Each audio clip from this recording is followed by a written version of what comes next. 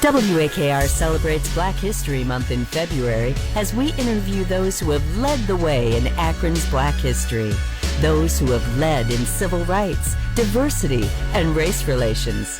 Our salute to Black history in Akron is brought to you by Metro Regional Transit Authority. Now, here's WAKR's Ray Horner. Well, certainly we've covered a lot of different angles when we talk about this country or even this region's Black history. Matter of fact, Monday, Congressman Vernon Sykes will be joining us live for a look at Black history. Today, we're going to go to the cinema. And when you look at Black history, many of us think about Gone with the Wind and certainly the Academy Award there. But we wanted to talk about the silver screen, Sidney Poitier, and what he meant to Black America getting on the big screen. And with us is film study professor Joe Fortunato with us here on WAKR. And Joe, thanks for joining me this morning to look at America's Black history in the silver screen. And as I mentioned, Gone with the Wind, maybe a start there. Well, actually, Ray, first of all, thanks for having me on as always. But actually, we go way before Gone with the Wind. In fact, the first African-American to appear on film was as early as 1898 in a short, when I say short, I mean a few seconds long, Something Good Negro Kiss, it was called, which, as you might imagine, even from the title, was controversial at the time. And then in the 1920s, there was a gentleman named Oscar Micheaux, who was the first Black director who did feature films. And he made a number of films between 1919 and 1948.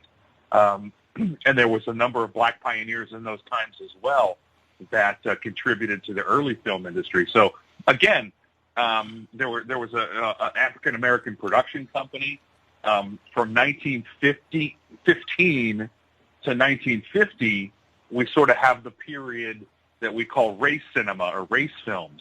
And these were movies that were made starring an all-Black cast and oftentimes made by Black writers and directors and production companies for African-American people.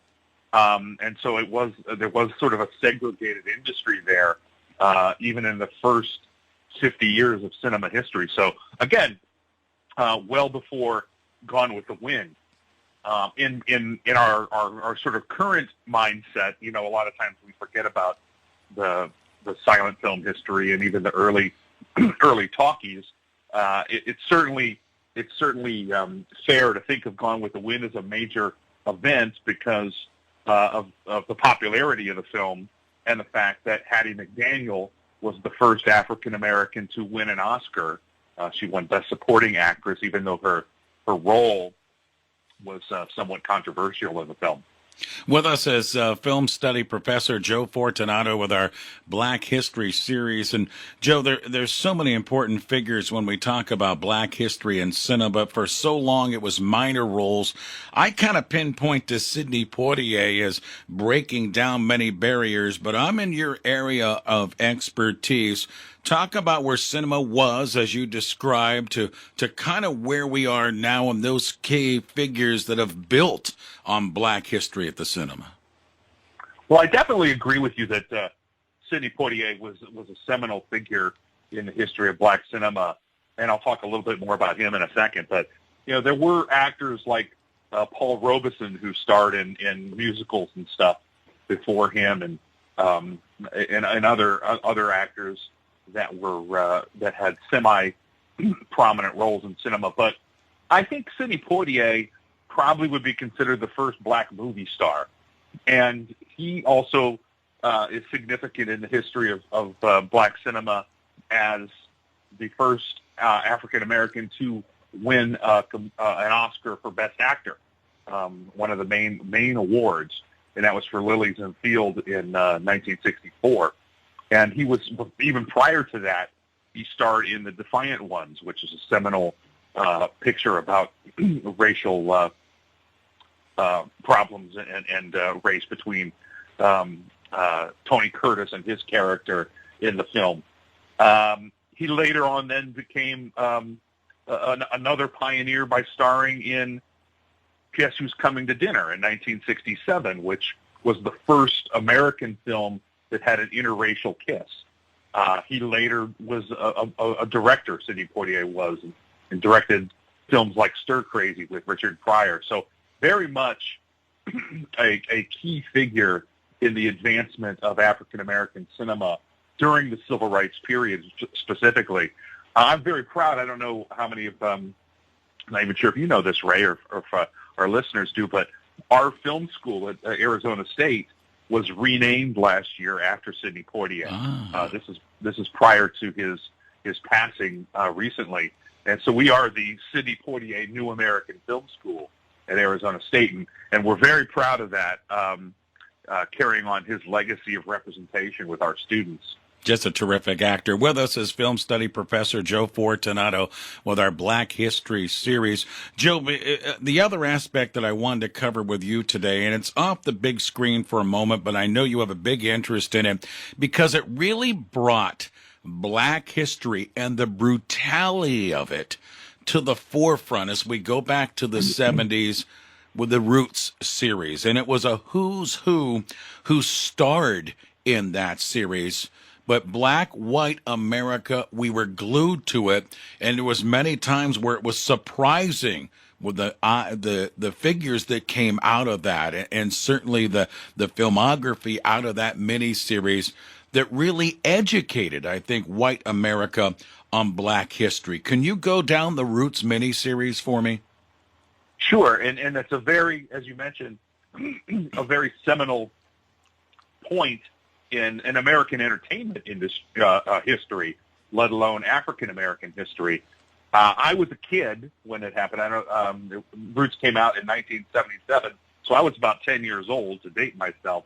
But I was fascinated by this series and moved just like the rest of America, young and old, was. I remember even as a kid talking about it the next day in school with other kids and stuff. So it very much affected me. In fact, I used to teach a television course, and I say there are three main points in my personal history that led me to a path in entertainment and teaching entertainment, and that was Jaws and Star Wars, which we've talked about in the past, but also Roots. So I put it way up there in my own personal history of what affected me, and you know, the story of Kunta Kinte and his family, the family of Alex Haley, who wrote the novel Roots and it was based on, was an American story.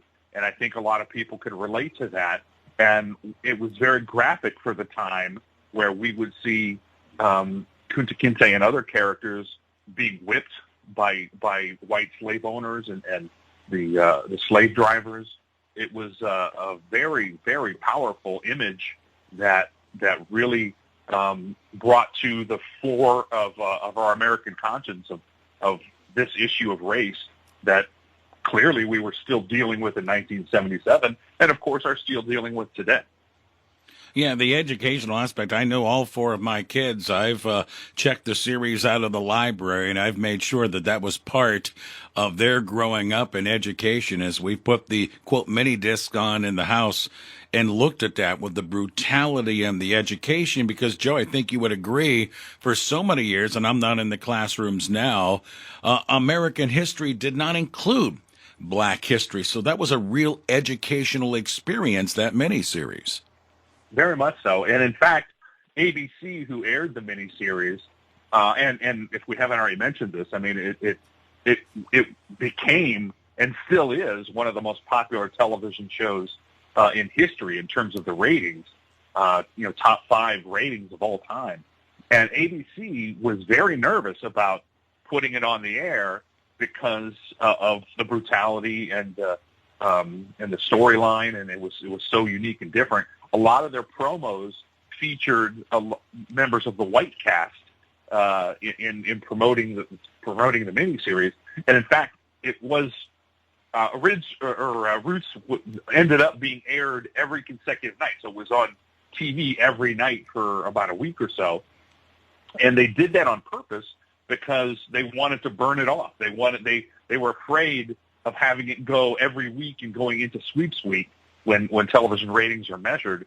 So the president of ABC, Fred Silverman at the time, said, let's put this all in 1 week and just get it off the air, which proved to be both a blessing and a curse because obviously as popular as it was, it could have garnered them ratings, for months at a time if it had aired each week. But at the same time, I think the storytelling of every night, having this coming into homes in America was a very unique and powerful way of telling the story. And I think that contributed to its success. I agree. I know our family was glued every night watching the updates. Joe, great visit with us. We've been talking with Joe Fortunato, again, film study professor, joining us for our Black History series on WAKR. My friend, thanks for taking part in the series and making time for me today.